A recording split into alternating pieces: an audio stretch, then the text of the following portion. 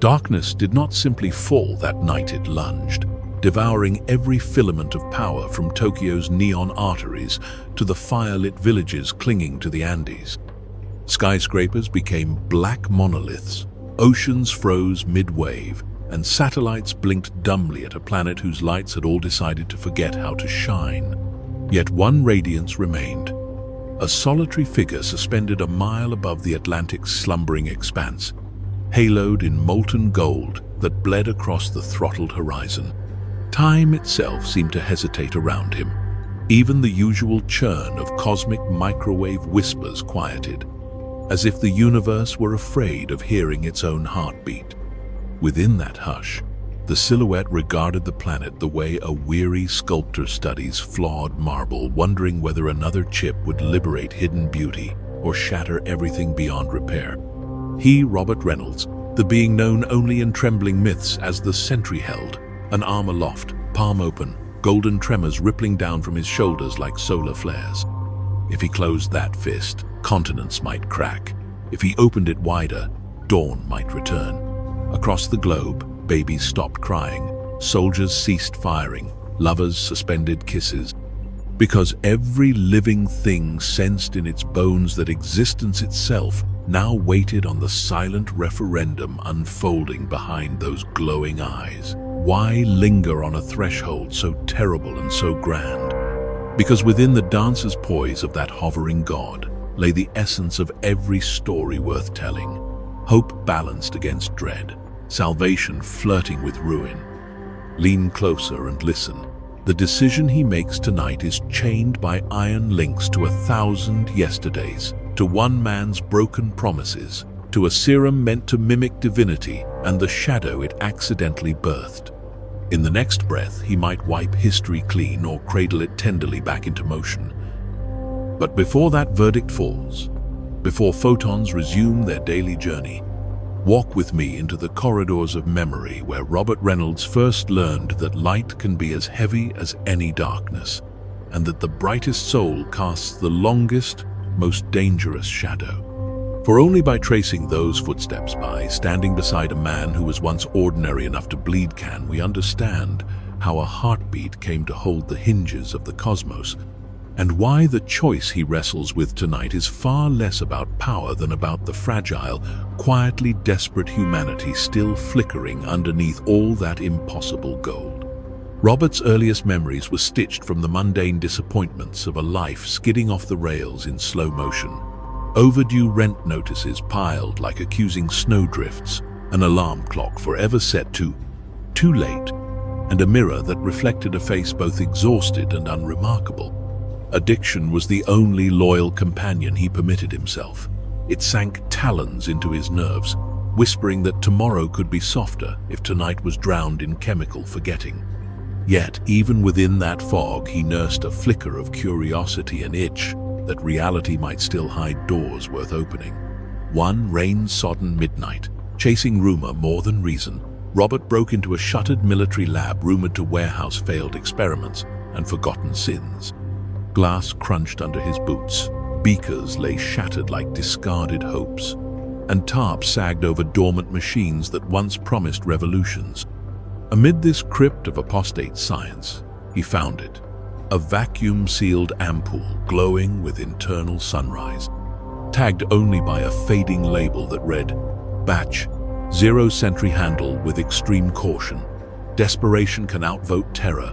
With trembling hands he uncorked destiny and swallowed. Fire bloomed behind his eyes. Every atom of his body pirouetted into a new choreography, phase shifting against the grain of physics, syncing with an extra-dimensional energy reservoir language had no verbs for. He heard color, tasted radio waves, felt his heartbeat echo across tectonic plates. When consciousness knitted itself back together, dawn painted the lab's broken windows, and Robert hovered 3 feet above the debris, gravity circling him like an obedient dog suddenly aware of its leash. Panic ambushed him first, then euphoriathan, a sobering isolation, as he realized no one alive could explain what he had become. Walking outside, he lifted a rusted sedan with a single apologetic finger, tore billboard steel as though it were tissue, then knelt in an alley to coax a dying stray's lungs back into rhythm with a brush of luminous fingertips. The world lurched from hostile to pliant beneath his gaze, yet every miracle birthed a question. If he could sculpt reality so easily, what invisible ledger tracked the cost? Robert christened himself the Sentry, stitching a golden cape from industrial fabric and audacity, swearing he'd channel wonder instead of wrath. But the man beneath that emblem, the one still smelling of stale coffee and regret, couldn't outrun the simple truth that fuels all tragedies. Absolute power is merely a louder echo of the flaws already hiding in a person's soul. Thus, his first flight into sunrise was less ascent than escape from debt collectors, chemical cravings, and the gnawing suspicion that being crowned a savior overnight might simply be another, more glittering kind of addiction. Heroism arrived as a whirlwind internship, where the curriculum was catastrophe and the tests were measured in lives. Within weeks, global headlines learned new verbs: hurricanes unspooled, volcanoes inverted, meteor strikes paused midair, while a golden figure rearranged cosmic debris like chess pieces.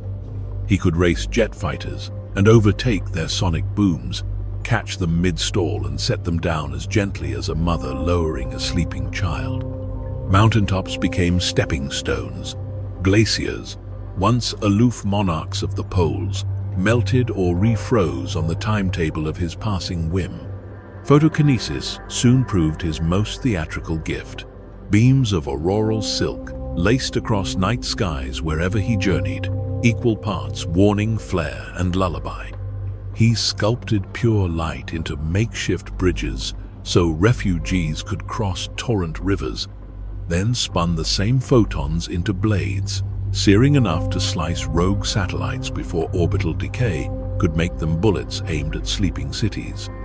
Crowds kept searching for the seams in his miraclesome evidence of wires or mirrors, but found only their own reflections mirrored in that omnipresent golden glow. With each feat, he refined a storyteller's flair, dropping curiosity gaps into the public psyche, a cryptic smile before lifting a sinking cruise ship, a whispered "watch the shadows" to a stunned cameraman before neutralizing a superstorm. These teasers amplified his myth, boosting retention among the world's collective audience. Yet inside the helm of starlight, Robert measured every applause against an internal Geiger counter clicking with invisible radiation. Awe, glowing at first, then expectation, then entitlement. For while the Sentry compiled triumphs like stamps, Robert scraped to remember when last someone addressed him without reverence or fear. The line between stage and life blurred. He found himself rehearsing casual laughter, modulating voice timbre so it wouldn't rattle nearby windows, practicing handshakes that wouldn't pulverize bones. Such caution seeded exhaustion deeper than any physical drain, because his physiology had banished fatigue by rewriting every metabolic pathway into near-perpetual motion.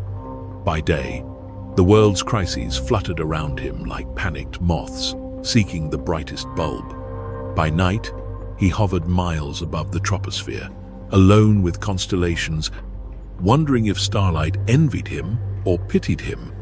Yet even among those triumphs, he sensed a hairline fracture widening inside an echo, a negative imprint, as though each act of brilliance carved an equal cavity of darkness somewhere unseen, patiently awaiting its turn to be acknowledged.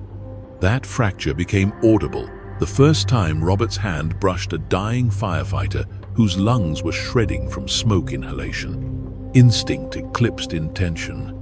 Golden energy spilled from his fingertips, knitting alveoli, purging carbon, restoring cellular songs to perfect pitch. The man jolted awake, eyes wet not from smoke but from bewildered gratitude. Robert felt a rush distinct from the high of lifting battleships, a subtler intoxication that came from rewriting biology's contract with mortality. He began testing boundaries with surgical fascination, accelerating broken bones through calcium regrowth in seconds, dialing autoimmune cascades backward until scar tissue unknotted like forgiven arguments. Biochinesis soon revealed its darker latitude. While subduing a warlord who trafficked child soldiers, rage hijacked Robert's composure, and with a mere glare he wove malignant cells through the tyrant's bloodstream, a cancer sentence delivered like a curse. The act cost less than a blink, yet haunted him more than any gory battlefield, because it proved that his healing gift differed from disease-making by nothing more than mood. Molecular manipulation expanded his playground. Atoms rearranged at a gesture, lead recrystallizing into harmless oxygen, desert sand sintering into tempered glass highways. He once resurrected a drowned teenager, coaxing necrotic neurons back into conversation, jump-starting a heart whose last beat had been 10 minutes earlier. The boy lived, but rumors spread faster. Whispers that the Sentry could reverse death itself. Philosophers argued, if mortality remained moral in a world hosting such a figure, generals dreamed of immortal regiments. Lovers begged for second chances. Robert stood between plea and possibility like a surgeon forced to triage the universe. Each miracle risked inflation. The more he gave, the more the world's demand curve steepened. Deep inside, though, a quieter ledger tracked another statistic act of resurrection, thickened the atmosphere of dread around his soul, as though reviving others drained a reservoir that should never be exhausted. He started to fear his own generosity, noticing that post-healing migraines now came laced with voices, low and mocking, suggesting that if he could resurrect others, perhaps he should practice on himself. Because every day Robert died, a tiny death bargaining between what he could do and what he dared to do. And somewhere just behind that threshold, a darker self awakened, stretching limbs forged from all the restraint he'd ever exercised, eager to demonstrate that creation and annihilation are simply adjacent notes on the same cosmic piano. Long before the planet questioned his limits, Robert questioned the sturdiness of his own mind. Telepathy began as a whispering wind. He barely noticed random thoughts from passers-by, leaf-thin curiosities fluttering through his awareness. Soon it swelled into a roaring river, threatening to drown him in humanity's unfiltered chatter. An accountant's panic over forged numbers, a widower's secret relief at newfound independence, a child's gleeful scheming for an extra cookie. He learned to tune frequencies much as a pianist favors certain chords, muting entire neighborhoods so he could walk a single block without living 10,000 borrowed lives. But with mastery came temptation. If he could read terror in a hostage-taker's heart, could he not also implant calm? He experimented, first gently, urging a suicidal veteran toward a memory of laughter, then more boldly convincing a rogue AI's architect to input a failsafe he'd previously dismissed as academic. Success arrived so easily it felt less like victory than like discovering the world had always been on dimmer switches. His greatest act of mental authorship, however, birthed a legend that terrified even him in a single, silent heartbeat. He persuaded every consciousness on Earth, from toddlers to quantum mainframe stow. Forget the Sentry existed, scrubbing news archives, CCTV echoes, even linguistic muscle memory. He disappeared to protect the world from the shadow he sensed growing inside, but isolation backfired. The erasure amplified the void in his chest, feeding that nascent darkness. When he finally broke the spell and re-emerged, applause tasted like suspicion, for now he'd proven the entire species lived at the mercy of his whim. Telekinesis soon blossomed as a sidecar gift. He could suspend skyscrapers mid-collapse, wrap force fields around infant moons, snag a warhammer hurled across time and freeze it inches from a hero's outstretched hand. Yet each demonstration underscored a chilling symmetry. Every time Robert flexed his mind over matter, the void flexed its hunger over Robert, reminding him that sovereignty of thought is a crown that can invert into shackles without warning. And so he drifted through psychic palaces of his own construction, decorating them with memories he prayed were true. all while pacing their corridors like a warden who knows the prisoner and the jailer are simply reflections of the same unsettled soul. Physical invulnerability proved the loneliest gift of all. Robert's cells replicated with clockwork perfection, telomeres renewing so endlessly that time itself seemed embarrassed to mark his body. He strolled through nuclear fireballs to monitor chain reactions like a chemist checking a simmering beaker. He lounged within the photospheric turbulence of the sun, listening to its magnetic hymns. Yet immortality hoards unintended side effects. Birthdays blur, friendships expire, and history morphs into a rerun only the immortal still finds boring. He once spent a decade in orbit, cataloging cloud patterns like abstract art, because on Earth, funeral processions for those he'd saved had begun to outnumber children who still recognized his symbol. He tried exploring the galaxy, hoping distance might dilute melancholy. On Europa's ice plains, he carved a cathedral of frozen light that refracted Jupiter's storms into kaleidoscopes.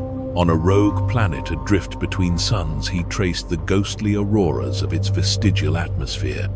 Yet each new wonder looped him back to the same realization: awe tastes sweetest when shared, and echoes poorly in endless corridors of solitary triumph. At times, he attempted undercover normalcy working, a hardware store register under dim fluorescent lights, relishing the mundane symphony of beeps and small talk. But sooner or later, reflex betrayed him, catching a falling shelf too quickly, reading a customer's grief before she voiced it, glowing faintly when startled. Inevitably, he ghosted those towns at dawn, leaving behind only rumors of an odd but kind drifter. With every century that slid by, Robert's internal monologue sharpened into dialectic. One voice insisting endurance equaled stewardship, another warning that foreverness without meaningful tether might warp stewardship into tyranny. He clung to memento sticker stubs from extinct movie theaters, Polaroids whose pigments had fleed each trinket, a lighthouse blinking sanity across the fog of endless years. Yet beneath the museum of nostalgia, tectonic plates of identity kept grinding, and the friction birthed tremors only he could feel.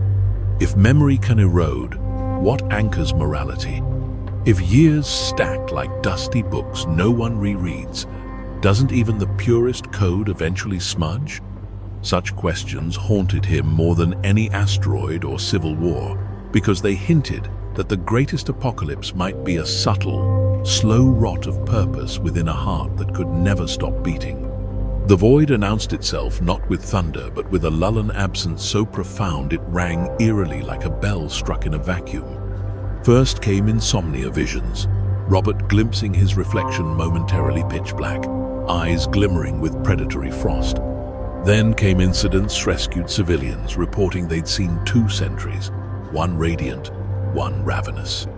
Sensors designed to track his unique energy signature began logging negative equivalents, as though anti-light now walked beside light. One moonless night above the Pacific Rim, Robert finally confronted the silhouette stalking him. It separated from his shadow like oil peeling off water, coalescing into a mirror image composed of starlight devoured of hue. Where Robert's aura warmed, the voids chilled, frosting ocean waves beneath. It spoke with his voice stripped of empathy, reciting all the fears he'd whispered into sleepless pillows. That every salvation merely prolongs suffering, that the universe naturally trends toward entropy, and every act of rescue is vandalism against cosmic balance. The void called itself the rightful custodian of endings, insisting Robert's reluctance was the true violence, smothering mankind's evolution under a golden security blanket. Battle erupted midway between sea and sky.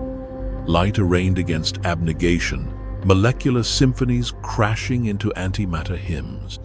Entire weather systems were birthed and annihilated in their wake.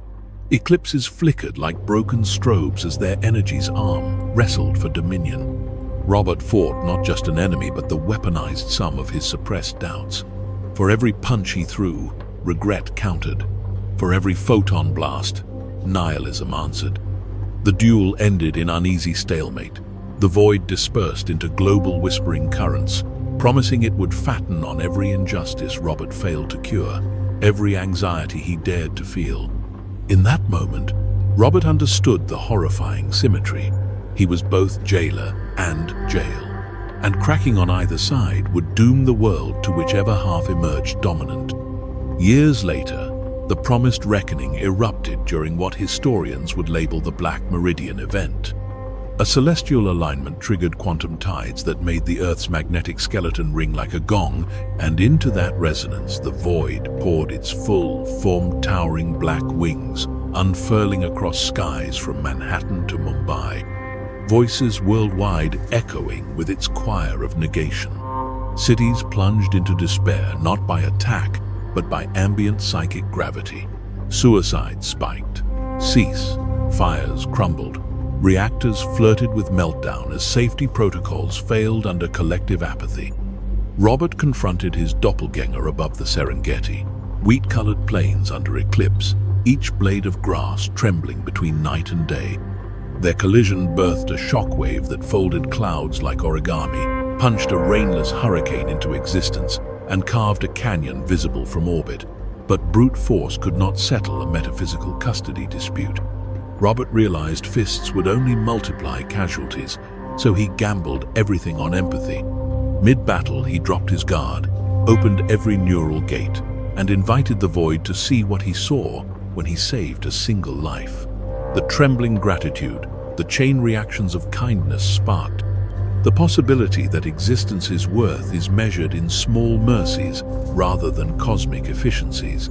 The void recoiled, not vanquished but staggered by unforeseen beauty. In that heartbeat, Robert embraced his shadow, merging not to eradicate but to reconcile, weaving light and dark into a braided equilibrium. The sky brightened, yet never returned to perfect azure. Faint prismatic bands lingered, reminders that salvation sometimes means accepting imperfection rather than deleting it. The world exhaled, casualties minimal, though an unshakable melancholy now haunted countless survivors who'd brushed the edge of oblivion. Robert stood amid silent plains, unsure whether victory meant containment or coexistence. He felt stronger yet heavier, as if carrying a twin's weight on his soul. Jokes tasted bittersweet, triumph dripped with after-flavor of near tragedy. Still, humanity rebuilt, and Robert learned that heroism post-merger required subtler calibrations, laughing more deliberately, intervening less paternalistically, and recognizing that sometimes allowing others to stumble teaches resilience more effectively than constant rescue. He became a guardian who occasionally stepped back, trusting the sparks of courage he once doubted existed without his torch. Public sentiment toward the Sentry metamorphosed in kaleidoscopic cycles: adoration, suspicion, dependence, rebellion. Governments drafted doctrines wrestling with paradox: how to police a being who can rewrite policing, how to ally with a protector whose mere mood swing could erase borders. Some strategists proposed deterrence via moral leverage, publicizing tragedies he failed to prevent in hopes guilt would curb potential tyranny. Others courted him diplomatically, seeking his endorsement for ambitious climate engineering projects or asteroid mining ventures. Robert navigated these currents like a lone galleon in politicized maelstroms, acutely aware each appearance could sway markets, topple regimes, or ignite cultish fervor. He instituted self-imposed protocols. Never stay in one capital more than an hour. Never intervene in sovereign disputes unless non-combatants faced extinction-level risk. Always announce departures with a sunrise to prevent panic about sudden absence. Yet ethical algebra rarely balances neatly. Hydroelectric dams he fortified warped regional economies. Diseases he extinguished upset ecological equilibria. Satellites he nudged to safety, prolonged orbital congestion for future generations. Critics accused him of paternalistic hubris. Supporters hailed him as living insurance against extinction. Robert recorded each accusation in a mental ledger, indexing them under the same question: does power used selectively constitute benevolence or manipulation? At night, he debated philosophy with himself, sometimes inviting remote scholars into dreamlike conversations where Socratic dialogues unfolded within auroral taverns above the poles. Most agreed that while intention matters, transparency matters more. So Robert began publishing open-source chronicles of his interventions, inviting peer review of godlike decisions, a radical experiment in democratizing omnipotence.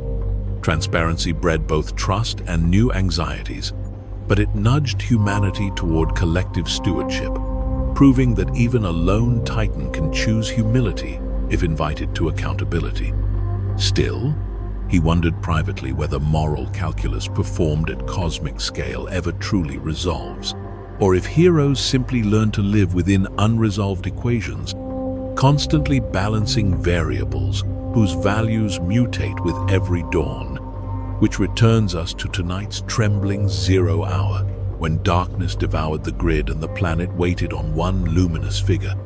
Hovering above the ocean's ink-black mirror, Robert weighed everything you've just walked through. The laboratory trespass that rewrote his atoms, the decades of miracle and malaise, the scrutiny of billions, the whispered seductions of the void, the inexhaustible loneliness of immortality, the fragile victories won by marrying light with shadow instead of pitting them as rivals. He remembered an old teacher's axiom that ultimate power isn't the ability to act without consequence, but the discernment to act knowing every consequence will echo forever. So he opened his fist slowly, deliberately, and allowed dawn to return. Street lamps flickered back to life, refrigerators hummed, orbiting astronauts radioed tearful relief. Robert didn't cheer. He exhaled, because true drama wasn't whether he could have ended the story, but whether he still believed the story deserved more pages. His verdict echoed across synapses worldwide. Despite entropy, despite sorrow, despite the inexhaustible gravity of despair, the narrative of humanity still crackles with subplots worth protecting.